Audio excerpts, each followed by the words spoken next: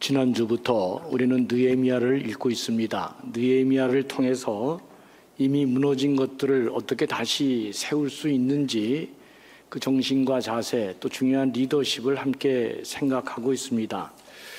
그 리더십은 한마디로 말하면 다른 사람에게 끼치는 영향력이죠. 그래서 다른 사람들과 함께 일을 하기 위해서는 이 리더십이 잘 발휘되어져야 하는데, 리더십을 잘 발휘하려면 우선 먼저 제일 중요한 것, 자기 자신에 대한 리더십이 확립되어 있지 않으면 불가능하다. 자기를 다스리지 않으면 다른 사람을 절대로 다스릴 수 없기 때문에 그렇습니다. 자신을 이기지 않으면 그 어떤 것도 이길 수가 없기 때문에 그렇습니다. 그러니까 승리는 자기를 잘 다스리는 자가 마지막에 얻는 그 부산물과도 같은 것이다. 중요한 것은 자기를 잘 다스려 나가는 능력이 필요하다. 그런 점에서 느헤미야는 참으로 탁월한 사람임을 부인할 수 없습니다. 그는 세상에 실현되기 어려운 일을 현실로 만드는 아주 능력 있는 사람이었기 때문에 그렇습니다. 독학의 권유라는 책이 있습니다. 일전에 이 책을 읽으면서 작가인 이중재라고 하는 분이 참 특이하고 놀랍다 이런 생각을 제가 하게 됐는데, 그는 20살이 넘도록 영어 알파벳도 제대로 모르면서 자기가 자랐던 축구 선수였습니다. 대학에 들어간 것도 무슨 시험을 봐서 들어간 게 아니고 특차로, 그러니까 이제 특기생으로 들어갔죠.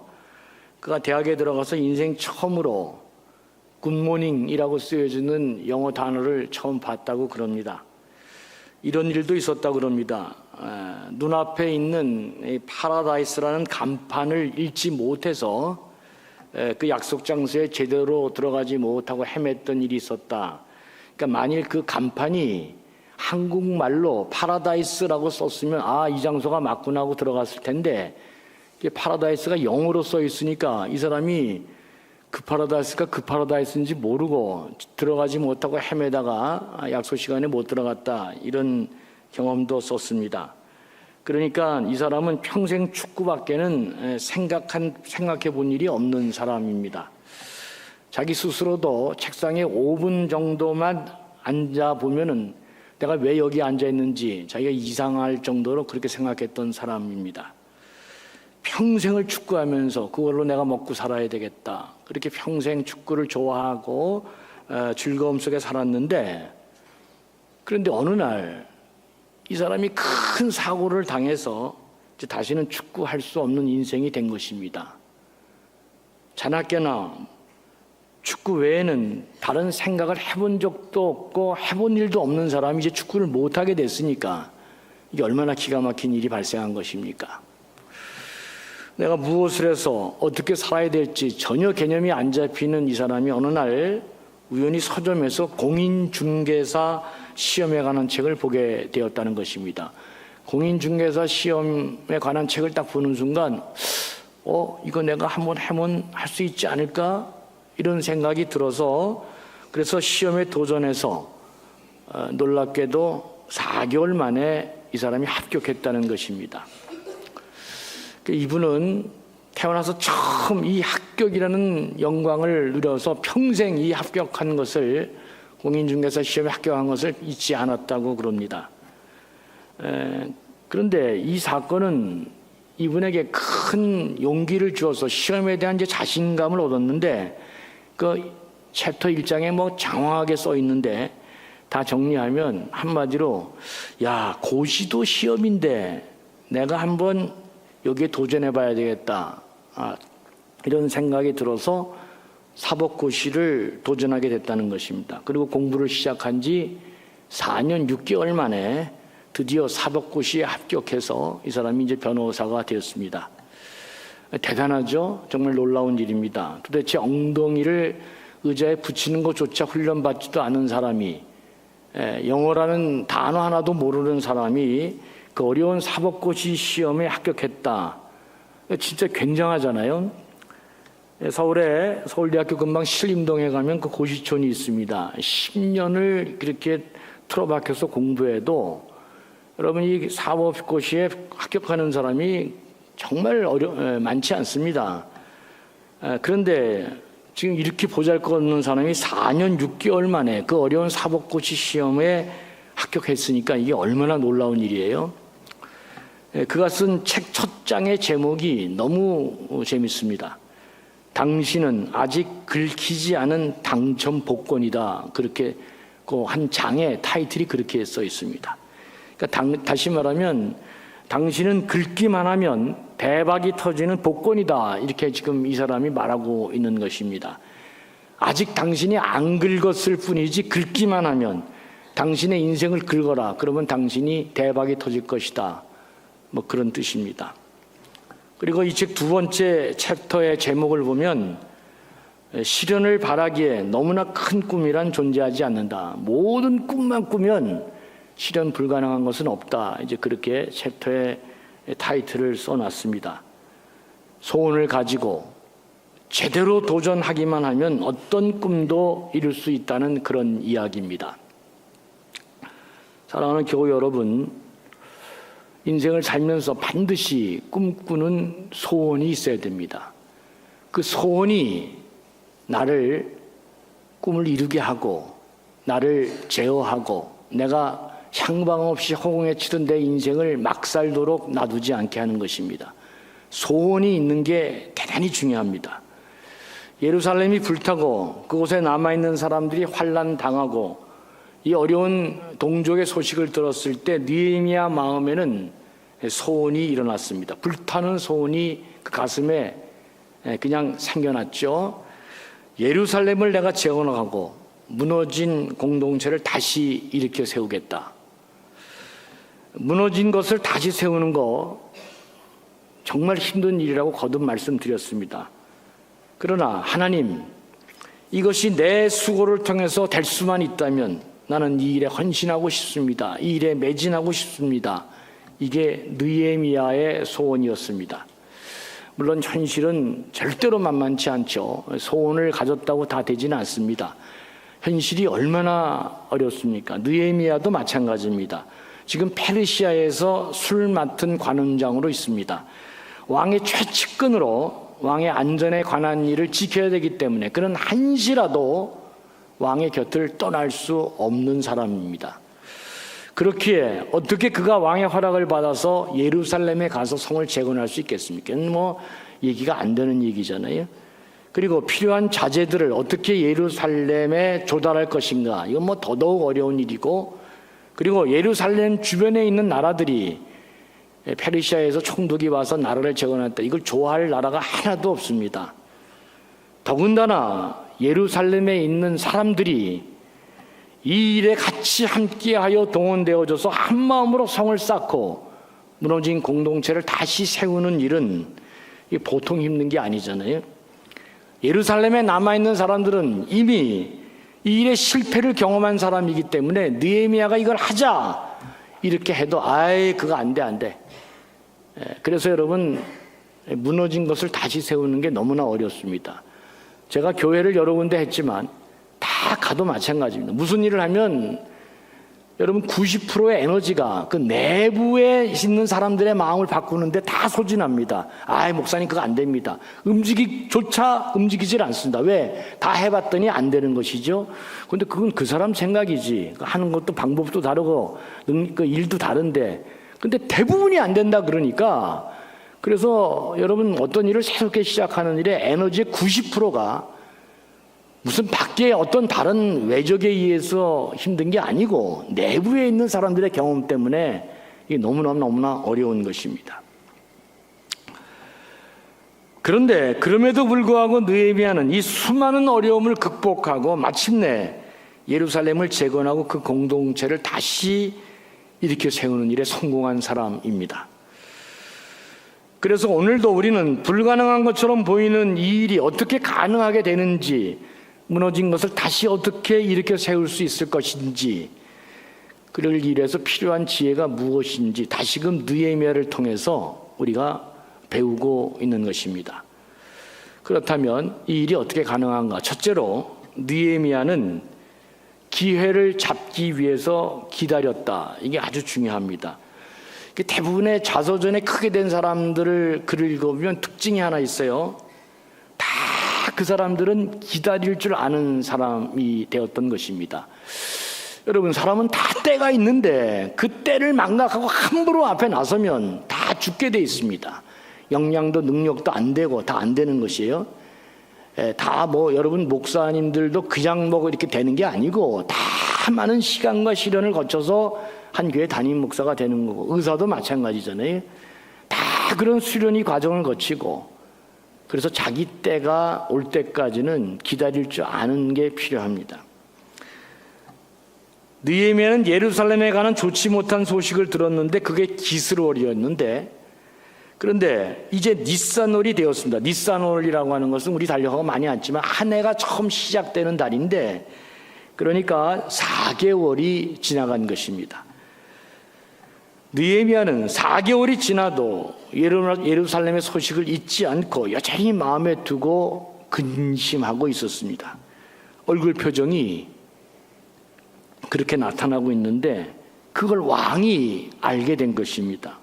그래서 왕이 2절을 보시면 느헤미야에게 이렇게 말합니다. 네가 병이 없거늘 어찌하여 얼굴에 수심이 있느냐? 이는 필연 네 마음에 근심이 있음이로다 그랬습니다. 여러분, 당시 왕 앞에서 신하가 근심의 빛을 보이는 것은 대단히 위험한 일입니다. 이게 왕을 음모를 꾸미는 게 아닌가, 무슨 약에다가 뭘 탄 게 아닌가, 아니면 다른 어떤 계획이 있어서 얼굴에 수심이 가득하면 이게 왕 앞에는 그게 자기 지위를 잃어버리거나 이게 목숨이 날아갈 수도 있는 굉장히 위험한, 금기되어 있는, 신하들이 금기되어 있는 행동입니다. 그런데 느헤미야는 고구에 대한 그 폐허를 일으켜야 된다는 그 거룩한 소원을 갖고 있었기 때문에 이게 자기도 모르게 얼굴에 근심이 드러난 것입니다. 그 마음을 품고 있는 것이 자기도 모르게 왕에게 표현될 수밖에 없는 그런 아주 위험한 순간이 됩니다.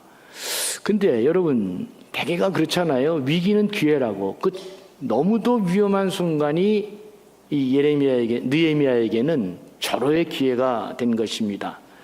왜냐하면 느헤미야는 기도하면서 이걸 어떻게 이룰 수 있을까, 그 순간을 계속 기다려 왔는데, 근데 제가 보니까 역시 기다리고 기도하고 준비하면 반드시 사람에게는 적당한 기회가, 적절한 기회가 오는 것이구나. 그러니까 생각하면서 소원을 갖고 살고 있으면 반드시 자기에게 적당한 기회가 오는 것입니다. 이걸 잘 못 마치기 때문에, 이걸 준비하지 못하고 있기 때문에 기회가 와도 준비가 안 돼서 망하고, 어떤 사람은 그 기회를 잘 기다려야 되는데 그 기다리지 못하고 서두르다가 망하는 경우가 많이 있습니다. 근데 오늘 본문 보니까 드디어 때가 되었습니다. 왕이 어찌하여 얼굴이 수심이 있느냐? 이는 필연 네 마음에 근심이 있음이로다. 굉장한 도전적 질문인데, 느헤미야는 이 위험한 지적, 이 위험한 기회를 놓치지 않고 절호의 기회로 만든 것입니다. 왕의 물음에 그는 너무도 지혜롭게 답변을 합니다. 첫 번째는 그러니까 때를 기다리는 것, 기회를 잡을 때까지 때를 잘 기다리는 게 지혜고, 두 번째는 지혜롭게 말하는 것이 느헤미야에게 배우는 지혜입니다. 여러분, 지혜롭게 말하는 게 참으로 어려운 일입니다. 저도 평생 목사로서 말하는 직업에 있는 그런 사람인데, 항시 말하는 사람인데도 불구하고 말을 내가 잘 못하는 사람이구나 하는 생각을 오늘도 하고 또 앞으로도 이런 것에 대해서 후회도 많이 할 것 같습니다. 아무리 의도도 좋고 마음에 뜻한 바가 좋고 그래도 다 좋은데 이걸 지혜롭게 표현하지 못하면 이를 다 그르치는 경우가 너무나 우리 삶에 많이 일어납니다. 그런데 느헤미야는 이렇게 말했습니다. 느헤미야 2장 3절을 보니까 이렇게 말했어요. 왕이 질문해, 왕은 만세수를 하옵소서. 내 조상들의 묘실이 있는 성읍이 이제까지 황폐하고 성문이 불탔사오니 내가 어찌 얼굴에 수심이 없사오리이까. 이게 그냥 보면 아무것도 아닌데, 이건 좀 주석이 좀 필요한 부분인데요. 페르시아 사람들은 조상의 무덤이 있는 것을 대단히 신성시하는 아주 그런 거룩한 문화가 있었습니다. 그래서 그걸 잘 알고 있는 이 느헤미야가 뭐라고 얘기하냐면 예루살렘에 불탔습니다. 이스라엘이 다 뭐 이렇게 얘기하지 않고 내 조상 묘실에 있는 성읍이 황폐되었고 성이 불탔습니다. 이렇게 말했습니다. 그러니까 이스라엘 예루살렘에 있는 문제, 뭐 지금 식민지가 되는 이 문제, 이런 정치적인 문제를 얘기하는 게 아니고 내 가문의 이 지금 묘실에 관한 문제로 바꿔서 지금 느헤미야가 얘기하고 있는 거, 이게 참 신의 한 수다 하는 생각이 제가 들었습니다. 그러니까 여러분, 일이 되게 하려면 듣는 사람 입장에서 말해야 한다. 이거 참 중요한 생각입니다. 우리 다 이게 어렵잖아요. 우리가 무슨 일이 생기면 어떻게든지 내 뜻을, 내 입장을 강요하고 내 입장을 그냥 얘기하는 거지 상대방의 입장을 들으려고 하는 사람은 거의 없습니다. 우리 다 그렇게 하잖아요. 그러니까 어떻게 돼요? 이제 싸움이 일어나게 되는 거죠. 대화도 안 됩니다. 듣지도 않습니다. 여러분, 각자 자기 얘기만 하려는데 무슨 상대방의 얘기를 들으려고 하고 그러겠어요? 어떻게 하면 내 얘기를 할까? 그냥 말 끊고 들어가는 일만 남아있는 거죠. 그러니까 거기서는 대화가 안 됩니다. 싸움만 되는 것이죠. 느헤미야에게 우리가 꼭 그거를 배워야 됩니다. 느헤미야는 지금 자기 형편을 이야기하고 있지만 어떻게 이야기하고 있다?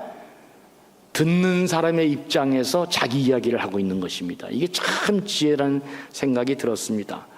그러니까 지혜롭게 말한다는 것은 오늘 느헤미야를 통해서 배우면 다른 것이 아니고 듣는 사람 입장에서 자기 입장을 얘기하는 것입니다. 옛날에는 목사님들도 하나님 말씀을 갖고 그냥 막 설교할 때가 있었습니다. 근데 이제는 전혀 그런 시대가 아닙니다. 아무리 좋은 얘기, 아무리 좋은 하나님의 말씀을 전한다 그래도 이게 듣는 사람의 입장에서 고려하지 않고 막 얘기하게 되면 그 순간 그건 하나님 말씀이 되지 않을 경우가 너무나 많습니다. 내 입장을, 하나님의 뜻을 얘기하더라도 듣는 사람의 마음의 입장에서 내 이야기를 해야 된다. 이 느헤미야가 우리에게 배워주는 아주 중요한 교훈입니다. 그랬더니 왕이 놀랬습니다. 그리고 묻습니다. 그러면 네가 무엇을 원하느냐, 이렇게 왕이 얘기하는 놀라운 장면을 보게 됩니다. 이 이야기를 느헤미야가 얼마나 듣고 싶었던 이야기입니까? 모르긴 몰라도 느헤미야는 왕이 그렇게 얘기할 때 숨도 쉬지 않고 즉각적으로 내가 원하는 바가 무엇인가를 대답할 수 있었을 것입니다. 그런데 놀랍게도 여기 또 하나 느헤미야는 그렇게 하지 않았다는데 우리에게 놀라움을 줍니다. 2장 4절을 한번 같이 보죠. 왕이 내게 이르시되 그러면 내가 무엇을 원하느냐 하시기로 내가 곧 하늘의 하나님께 묵도했다 그랬습니다. 잠깐 사이인데 왕의 질문을 받고 느헤미야는 하나님께 묵도했다, 기도했다, 그런 말입니다. 그러니까 속으로 짧게 기도했겠죠. 근데 뭘 기도했을까? 그 내용은 성경에 없습니다. 모르긴 몰라도 내가 만약에 이 상황이라면, 야, 이게 왕이 지금 네가 뭘 원하느냐 이렇게 물어보는데 하나님 도와주세요, 뭐 그랬지 않았을까? 아니면 하나님 저에게 은혜 베풀어 주세요, 은혜 얻게 해주세요, 뭐 이렇게 하지 않았을까? 아니면 그 짧은 시간에 하나님 그리고 한번 외쳤지 않았을까? 그런 생각이 들었습니다. 느헤미야는 아주 중요한 순간순간마다 하나님을 붙잡는 사람이었습니다. 그는 하나님을 의뢰하는, 기도하는 사람이었기 때문에 언제나 슬플 때도 기도했고 막막할 때도 더욱 간절히 기도했습니다. 결정적인 순간마다 그는 하나님께 기도한 사람입니다. 그러니까 느헤미야는 언제든지 일을 할 때마다 일만 하지 않고 하나님을 생각했습니다.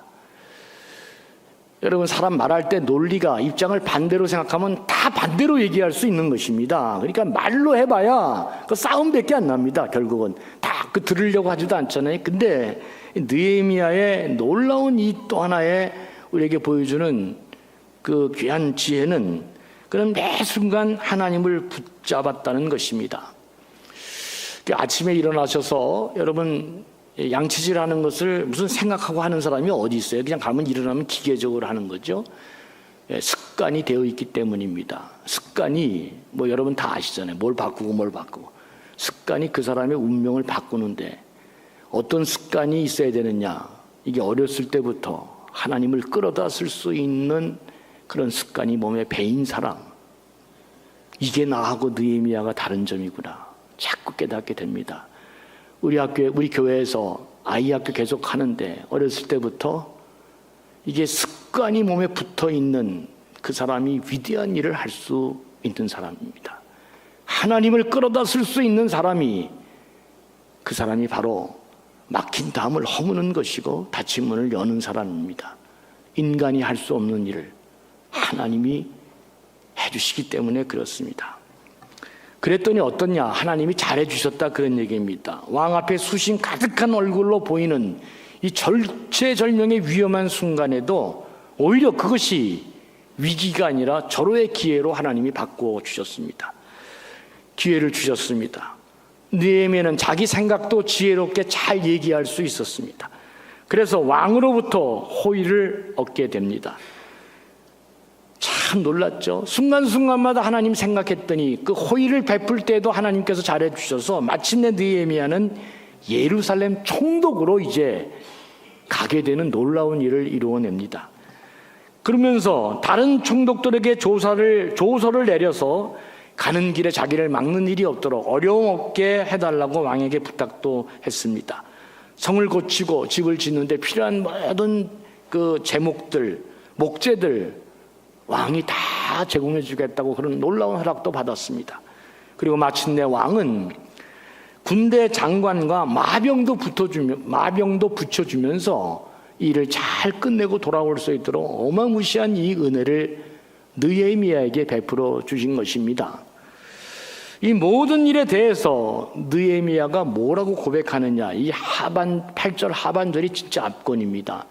다 일이 이루고 난 다음에 느헤미야는 내 하나님의 선한 손이 나를 도우심으로 왕이 허락하는 놀라운 일이 이루어졌다 그렇게 고백합니다. 대부분은 내가 노력했더니 내 능력과 지혜로 결국 내가 이거 해냈네, 운이 좋아서 재수가 좋아서 뭐 어떻게 해서 전부 다 주어가 자기일 텐데, 느헤미야는 이 어마무시한 페르시아의 역사상 한 번도 이런 일이 없는 이런 일을 자기가 그 은혜로 받으면서 뭐라고 얘기했느냐?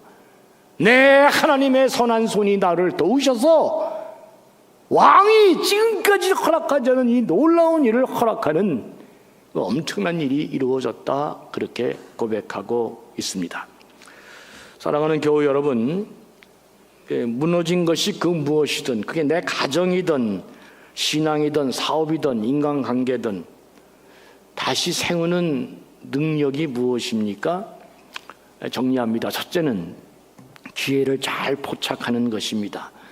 기회를 잘 포착하려면 기다릴 줄 아는 지혜가 있어야 됩니다. 이게 우리가 잘 안 되잖아요. 둘째는 지혜롭게 말해야 합니다. 말을 아다르고 어다르니까 지혜롭게 잘 얘기해야 일이 성사가 된다. 그러니까 지혜롭게 말하는 것은 느헤미야 입장에서는 듣는 사람의 입장에서 내 이야기를 잘 해야 된다. 세 번째는 제일 중요한 것입니다. 하나님을 붙잡고 사는 것입니다. 최상의 지혜는 하나님을 붙잡고 사는 것입니다. 그래야 하나님이 닫힌 문을 열어주십니다. 이게 안 되면 아무리 똑똑해도 가는 곳마다 계속해서 분쟁만 일으키고 사고만 치고 마지막에는 사람들이 그 사람을 다 떠나게 돼 있습니다. 왜? 이게 안 되기 때문에 그렇습니다. 마지막 하나 더 있습니다. 오늘 본문 11절에 이렇게 말씀하고 있습니다. 내가 예루살렘에 이르러 머문 지 사흘 만에 그랬습니다. 느헤미야는 마침내 꿈에 그리던 예루살렘에 도착했습니다. 그러니까 얼마나 가슴이 뛰겠어요. 그는 계획도 다 갖고 있습니다. 무슨 일을 어떻게 해야 할지 열정도 다 갖고 있었습니다. 하고 싶은 일이 너무도 많았습니다. 그럼에도 불구하고 도착하자마자 일에 뛰어들지 않았다. 사흘을 쉬었다 그랬습니다. 여러분, 이것도 우리가 잘 안 되는 부분이죠. 저도 특별히 안 되는 부분입니다. 뭐 무슨 일이 열이 났을 때 하는 거지 뭐 사흘 쉬고 김세계 그거 뭐 어떻게 하겠어요? 저도 잘 못하는 부분인데, 여러분, 페르시아에서 예루살렘까지는 너무나 먼 길입니다. 느헤미야는 정말 먼 길로 왔잖아요. 먼 길 왔잖아요. 근데 일단 사흘을 쉬었습니다. 느헤미야는 쉴 때 쉬고 일할 때 일하는 아주 그런 사람입니다. 여러분, 책을 많이 보셨죠? 서부 개척 시대 때, 미국 서부 개척 시대 때 그 이야기가 많이 있는데, 동쪽에 있는 사람들이 서부에 금광이 발견됐다 그래가지고 뭐 서쪽으로 막 대거 프론티어로 이동하는 장면이 많은 그 영화도 있고 뭐 그래도 나와 있습니다. 일단의 무리들이 이제 서쪽으로 이동하는데 다 마음이 급한 것이죠. 빨리 가서 천막으로 내 영토를 딱 만들고 금을 캐야 되는데 이게 너무 마음이 급해요. 그래서 누가 먼저 가서 좋은 자리에 금을 캘까봐 노심초사하면서 초조한 마음으로 다 급하게 달려갔습니다. 처음에는 가다가 주일이 되니까 쉬어갔습니다. 예배도 드리고 몸도 쉬고, 그리고 또 그러면서 또 6일간은 또 앞으로 달려가고 그랬는데, 그런데 이게 갈수록 마음이 초조해집니다. 목표가 다가올수록 또 거리가 가까워질수록 더 마음이 사람이 초조하게 됐습니다. 와, 저거 조금만 더 일찍 가면 황금이 더 많은 것이 다 내 것이 되는데, 그러니까 사람들의 마음이 급해지기 시작했습니다. 쉬지 말고 빨리 가자. 주일날 예배만 드리자. 뭘 쉬냐, 빨리 가지. 그냥 금이 있는데 저거 다 우리 건데 더 빨리 가자. 그래서 결국은 마침내 발전해서 이 문제로 싸움이 붙고 결국 공동체가 두 패로 갈라지게 됐습니다. 한 부류 사람들은 주일날 예배 드리고 쉬면서 그러고 가자. 또 한 부류는 내쳐 그냥 빨리 가자. 다 황금이 우리 것인데. 여러분, 누가 먼저 도착했습니까? 예배 드리고 쉬고 간 사람이 먼저 도착하지 않았으면 내가 이 설교 하겠어요, 여러분? 여러분, 귀 있는 자는 들으셔야 될 줄로 믿습니다. 쉴 줄 알아야 됩니다. 왜 쉴 줄 아는 게 중요한지. 우리는 쉬면은 큰일 날 줄 아는데 큰일 하나도 안 납니다. 그래서 요새 교회 일도 제가 이렇게 보면요, 얼마나 우리 장로님들도 마찬가지 교인들이 잘 하시는지 저는 요새 아주 참 쉼이 있습니다. 큰일 날 줄 아는데 아닙니다. 제가 개입 안 할수록 더 일이 더 잘 되더라고요. 쉬면은 어떤 일이 일어나느냐? 좋은 일이 일어난다. 12절 보겠습니다. 내 하나님께서 예루살렘 위에 무엇을 할 것인지 내 마음에 주신 것을 내가 아무에게도 말하지 아니하고 밤에 일어나 몇몇 사람과 함께 나갈새 그랬습니다. 사흘 쉬고 생각해 보니까 하나님께서 예루살렘에서 무엇을 할지를 생각나게 해주셨습니다. 여러분, 쉬어야 하나님의 음성이 들립니다. 잘 쉬어야 하나님께 집중할 수 있는 놀라운 일이 벌어집니다. 여러분, 주일이 왜 중요합니까? 여기 모이는 모든 사람들 다 일주일 내내 돈을 쫓아다니는 사람들입니다. 물건을 쫓아다니는 사람들이고, 오다 받은 거 어떻게든지 만들어서 전부 다 입에 단내가 나도록 한 번도 자기 생각하지 않아보고 여기 뛰고 저기 뛰고 돈 쫓아가고 물건 쫓아가고 사람만 전부 다 우리가 그렇게 살아가는데, 내가 지금 어디로 가는지 내 인생이 무엇인지 하나 생각할 겨를도 없습니다. 그리고 계속 주일날도 그 돈 좀 더 벌겠다고 더 내디쳐 삽니다. 하나님이 우리를 그렇게 창조하지 않았거든요. 하나님 우리를 어떻게 창조했느냐? 주일, 거룩한 주일 쉬고 하나님 만나도록. 그래서 여러분, 일주일에 이 예배가 왜 중요하냐면, 이 예배를 통해 여러분 이 순간 돈도 정지, 물건도 정지, 만드는 것도 정지, 다 모든 것 정지. 그러면서 하나님 앞에 예배드리면서 하나님이 누구신지, 내가 누구인지, 내가 지금 인생의 마지막 길을 어떻게 가야 되는지 다시금 리체크하면서 내 삶을 다시금 생각하고, 그 쉼이 있어야 비로소 내가 뭘 매진하고 뭘 달려가고 뭘 내가 점검할지를 아는 귀중한 시간이 되는 것입니다. 사업이 망했다? 그럼 여러분은 어디 와야 됩니까? 교회 와서 하나님의 음성을 들어야 됩니다. 제발 이상한 데 가서 술 먹고 그러지 마시고, 거기서 무슨 해결이 나겠어요? 하나님이 거룩하게 정한 주일 하나님의 말씀을 듣고 복 주시기로 약속한 그날 다시금 하나님의 음성을 통해서 비록 부족한 목사인 인간인 내가 얘기하지만 그 인간인 목사인 나의 설교를 성령께서 역사해 주셔서 여러분 마음에 신앙의 사건을 일으키고 하나님이 감동 주시고 내가 다시금 달려가야 될 길이 무엇인지를 깨닫게 해주고 그래서 비로소 그때 하나님을 알게 되고 내가 어떤 존재인지 인간됨을 회복하는 것입니다. 쉬워야 하나님의 음성을 들을 수 있습니다. 쉬워야 내 아내의 소리도 듣고 내 남편의 소리도 듣고 교우들의 소리도 듣고 그냥 내 중심으로 주관적으로 살다가 처음으로 쉬어야 객관적인 내 자신을 거기서 발견하게 되고 내가 뭘 조종해야 될지도 깨닫게 되는 것입니다. 여러분 가슴이 불타도 쉴 수 있는 사람이 되고 특별히 주일은 하나님이 쉬도록 그리고 하나님의 음성을 듣고 6일간 또 살 수 있는 복을 주시는 날로 알고 쉬어야 우리 인생이 잘 되게 되는 줄로 믿습니다. 느헤미야를 통해서 이런 정신과 이런 리더십을 갖고 있어야 무너진 것도 다시 세울 수 있구나 깊이 생각하시면서 여러분의 인생이 더욱 하나님 앞에 영광되게 쓰임받는 복된 존재들이 되시기를 주의 이름으로 간절히 축원합니다. 긍휼이 풍성하신 아버지 하나님, 아침에 일어났을 때 우리 가슴을 뛰게 하는 소원 한 가지 평생 우리 안에 있게 하여 주시옵소서. 그래서 늘 그 소원과 기대를 품고 인생을 낙서하지 말고 최선을 다해 기도하고 기다리면서 하나님과 함께 모험할 때 하나님 느헤미야에게 그렇게 했던 것처럼 우리에게도 마침내 좋은 일이 일어나게 해주실 것을 믿습니다. 우리를 다시금 일으켜 주셔서 우리 삶에 무너진 모든 것들을 다시금 세워나갈 수 있는 능력의 사람들로 우리를 새롭게 하여 주시옵소서. 가물어 메마른 땅에 단비가 내리듯 하나님이여 부디 우리 사랑하는 모든 감전의 백성들 그의 삶의 구석구석에 말 한마디 생각하고 판단하고 앞으로 나아갈 때 하나님의 은혜가 필요한 사람들이 너무나 많이 있습니다. 기억하시고 주여 긍휼히 여겨주셔서 무너진 모든 것들을 다시금 세워나갈 수 있는 참된 느헤미야와 같은 그런 모든 지혜자들 되게 해 주시옵소서.